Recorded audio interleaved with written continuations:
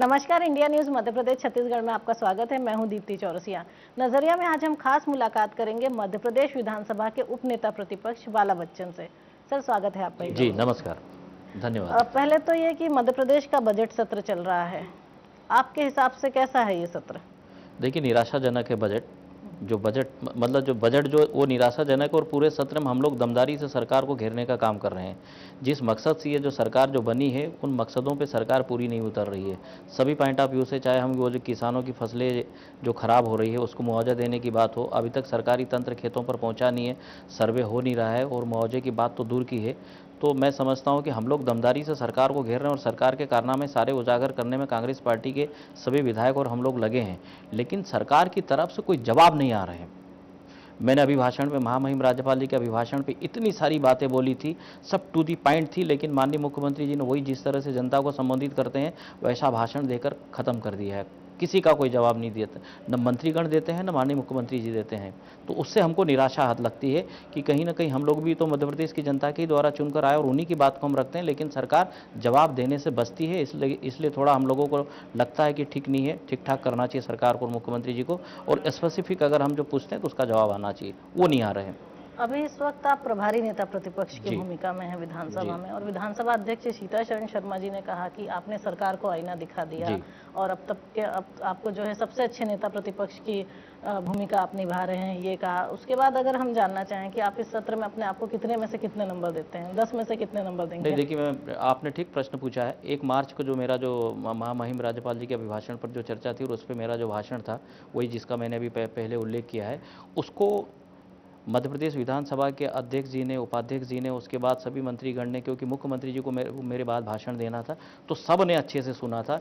इसलिए सीताशरण जी ने, जो कि स्पीकर है मध्य प्रदेश विधानसभा के, उन्होंने अपने मंत्रियों को, विधायकों को, मुख्यमंत्री जी को, सबको बोला है कि भाई बाला बच्चन ने जो बोला है वो सभी चीज़ें फैक्ट थी उनकी, और अगर कोई बात गलत थी तो मुख्यमंत्री जी को मेरे बात बोलना था, तो उनको जवाब देना था कि भाई आपने ये गलत बोला, लेकिन उन्होंने कोई इस बात का नहीं बोला। और उनको अध्यक्ष महोदय ने ये माना है, कई मीडिया को भी उन्होंने बोला कि बाला बच्चन ने वास्तविकता रखी सरकार की, पिछली 10 साल से 12 साल की जो सरकार है, और सरकार को पूरा आईना दिखा दिया है कि सरकार की तस्वीर कैसी है और उसमें सरकार को कितने सुधार करने की ज़रूरत है। लेकिन सरकार तब भी अभी कोई सबक नहीं ले रही है, और उसके बाद भी सब भ्रमित कर रहे हैं। चलिए, मतलब आपने आईना दिखाया और सरकार ने देखा कि नहीं?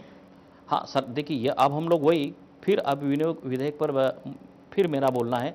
तो मानिए, एक तो मुख्यमंत्री जी ने जो बहुत सारे फाल्स आंकड़े दिए हैं कि मध्य प्रदेश इसमें नंबर 1, इसमें नंबर 1, लेकिन मैं आपको बताना चाहता हूं कि मैं अब जब बोलूंगा तो मैं बताऊंगा कि एक तो 2003-4 की बात कही थी कि 2003-4 में हमको 6000 करोड़ ही मिलते थे।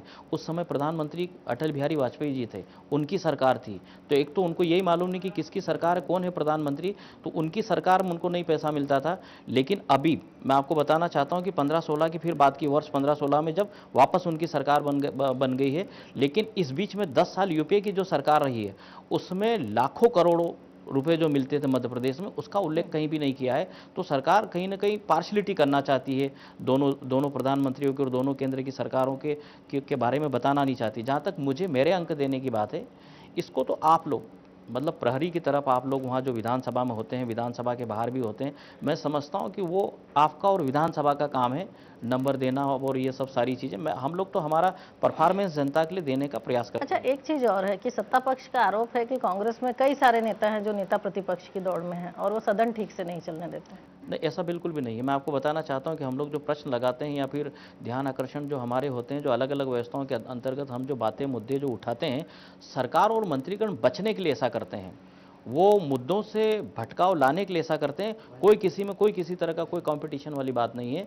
और सब, मैं आपको बताना चाहता हूं कि हमारे लीडर अपोजिशन श्री सत्यदेव कटारे जी अस्वस्थ हैं, हॉस्पिटल में एडमिट है, और हम ये चाहते हैं, ईश्वर से मैं प्रार्थना करता हूं कि बहुत जल्दी स्वस्थ होकर वो आएँ और फिर कमान संभालें, ऐसा मैं चाहता हूं। और मेरे हिसाब से बहुत सारे इसमें हमारे विधायकगण भी सहमत है। तो हमारे नेता प्रतिपक्ष बनने की कोई हम लोगों के बीच में कोई कॉम्पिटिशन नहीं है, वो गलत है इस तरह की बयानबाजी करना मंत्रियों की और भारतीय जनता पार्टी के विधायकों की।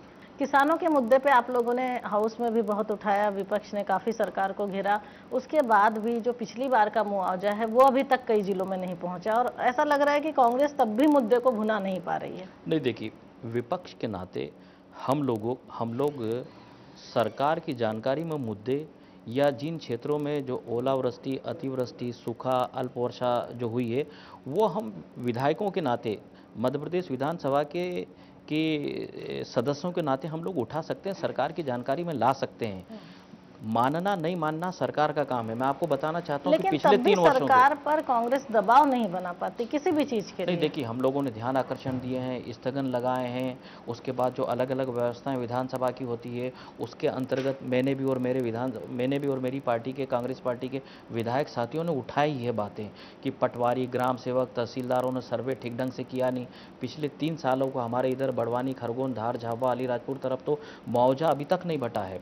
और अभी भी जैसे 2-3 दिन से लगातार ये छिंदवाड़ा है, डिंडोरी है, उसके बाद सिवनी है, बैतूल है, बालाघाट, इधर भी बड़ी ओलावृष्टि हुई है। 1225 खंभे खत्म हो गए, 84 गांव की फसलें नष्ट हो गई है।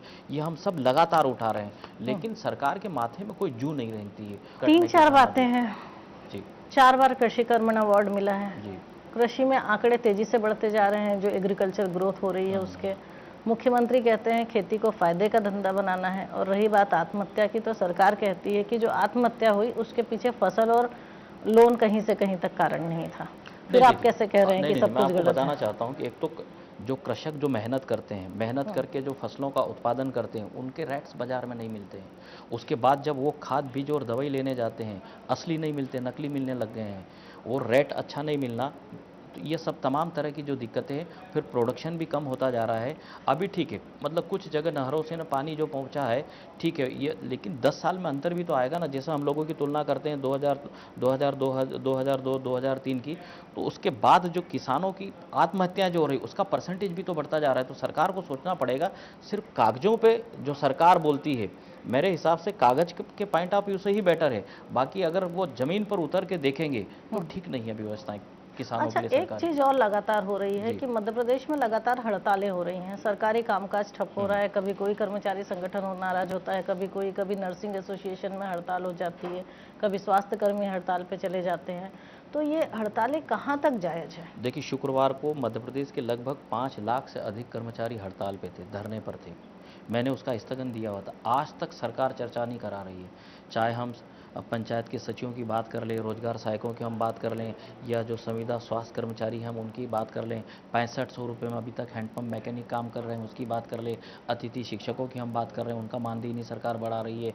तो ये सब कर्मचारी हड़ताल पे। और अभी 14 तारीख से सहकारी समितियों के जो कर्मचारी हैं, उन्होंने भी मध्य प्रदेश की सारी दुकानों पे ताले लगा दिए हैं, जहाँ से सेवाएं देते हैं, सब जगह लाग लग चुके हैं। अच्छा, एक और मसला था कि बीच में आया कि विधायकों के और मंत्रियों के वेतन भत्ते बढ़ेंगे, फिर अचानक किसानों पे मौसम की मार आ गई। फिर उसके बाद जयंत मलैया, वित्त मंत्री का हमेशा कहना बनता है कि सरकारी खजाना अब, मतलब उसको राजस्व जुटाने के लिए वेट बढ़ाना पड़ेगा, और खजाना खाली होता जा रहा है, लगातार कर्ज में आ रही है सरकार। और ऐसे में जो अचानक जो फैसला हुआ कि बढ़ेंगे भत्ते, और उसके बाद कैबिनेट में पास नहीं किया गया। देखिए, वित्त मंत्री के नाते सरकारी खजाने पर नज़र रखने का काम वित्त मंत्री जी और माननीय मुख्यमंत्री जी का है। और देना नहीं देना ये इन दोनों का काम है। बाकी सभी विधायकों की ऐसी भावना है कि बढ़ के मिलना चाहिए, महंगाई का ज़माना आ गया है, लेकिन ये सब निर्णय करना सरकार का काम है। तो आपको लगता है कि बढ़ना चाहिए था विधायकों का वेतन देखिए, भत्ता, मंत्रियों का? विधायकों की सबकी डिमांड है, लेकिन पहले ये जो संकट आया है, चाहे खेती किसानी आपकी से क्या संबंधित, सोच है व्यक्तिगत इस मामले में? नहीं, हमारा ये सोच है कि जिस तरह से जो संकट है, ये किसानों के संकट से पहले किसानों को सरकार उभारे, और उसके बाद अगर विधायक भी उन्हीं की बात करते हैं, प्रदेश की बात करते हैं, प्रदेश की जनता की द्वारा चुनकर आते हैं, और महंगाई को और इनके ज़माने में अगर कोई डिमांड है और सरकार देने की स्थिति में है तो होना चाहिए। मतलब करना चाहिए था, सरकार को अगर भत्ते बढ़ाना चाहिए था। सरकार देने की स्थिति में, मैंने पहले क्या बोला कि प्रदेश के सर्वहारा वर्ग के हितों का ध्यान रखा जाए। पहले वो आर्थिक संकट से जो किसान जो जूझ रहे हैं, उनका पहले ध्यान रखा जाए। उसके बाद फिर ये किसानों की उसके बाद फिर विधायकों की जो बात है सैलरी और वेतन और भत्ते से संबंधित, सरकार को विचार करके अगर ऐसी वित्तीय स्थिति है सरकारी खजाने की कि बढ़ा सकती है सैलरी, वेतन, भत्ते, तो देना चाहिए। विधायकों की भावनाओं का एक ध्यान और रखना मसला था चाहिए। जो आपने हाउस में उठाया था कि जी। सरकार ने अपनी पब्लिसिटी में कितना खर्च करा। जी आज तक इससे पहले सवाल हाउस में नहीं जी उठा, जी जी अचानक आपने ये जाना। जी, मैंने इसलिए उठाया था कि जो इस लाइन से जो जुड़े हुए जर्नलिस्ट हैं, पत्रकार हैं, वरिष्ठ पत्रकारिता से जो जुड़े हुए हैं, आप जैसे जो रिपोर्टर हैं, क्या आप लोगों के हक को जो एक्चुअल नहीं है वो तो नहीं छीन पा रहे हैं, इसको जानने के लिए मैंने किया था। और सरकार उसमें पूरी बच रही है। वो अपने लोगों को मोटिवेट करने के लिए, मोबिलाइज करने के हिसाब से जो हक आप लोगों को जो मिलना चाहिए वो कहीं और डाइवर्ट कर रही है उस फंड को, मैंने इसलिए किया था वो। अच्छा, तीसरी अब बड़ी बात अगर हम कांग्रेस की करें तो जो जी। विधायक दल की बैठक थी वो पहले पीसीसी में हुआ करती थी, फिर ये हुआ कि किसी एक ऐसी जगह की लंच तक या डिनर तक वो फॉलो हुई उसके बाद। लेकिन इस बार ये देखा जा रहा है कि जो विधायक दल की बैठक हुई वो एमएलए रेस्ट हाउस में हुई। ये पहले भी होती है, ये जी। पहले भी नहीं, होती है लेकिन जो पीसीसी जी। ऑफिस इतना बड़ा है उसके बाद एमएलए रेस्ट हाउस में। नहीं, इसके पहले पीसीसी में हुई थी, तो जी। इसके पहले पीसीसी में हुई थी और उसके बाद फिर एक बैठक शायद होटल में हो गई थी, तो फिर तीसरा ये हुआ कि एमएलए रेस्ट हाउस में कर लें। ये चलता रहता है, सीक्वेंस ही इसकी चलती रहती मीटिंगों नहीं, की, लेकिन उसमें इस जी। तरह की बात सामने आई थी कि जो उपनेता प्रतिपक्ष हैं बाला बच्चन, मतलब कि आपने ऐसा कहा कि विधायक पीसीसी में बहुत कंफर्ट फील नहीं करते हैं। नहीं नहीं नहीं नहीं, ऐसा बिल्कुल भी नहीं जी। है। मैं खुद भी चाह रहा था और सब कंफर्ट फील करते हैं, और सभी जगह जहाँ कहीं भी अगर स्थान तय होता है तो कांग्रेस पार्टी के विधायक हर जगह पहुँचने के लिए तैयार होते हैं, उसमें कोई ऐसी बात नहीं है। सर, आपसे बातचीत का सिलसिला हम जारी रखेंगे, फिलहाल वक्त है एक ब्रेक का।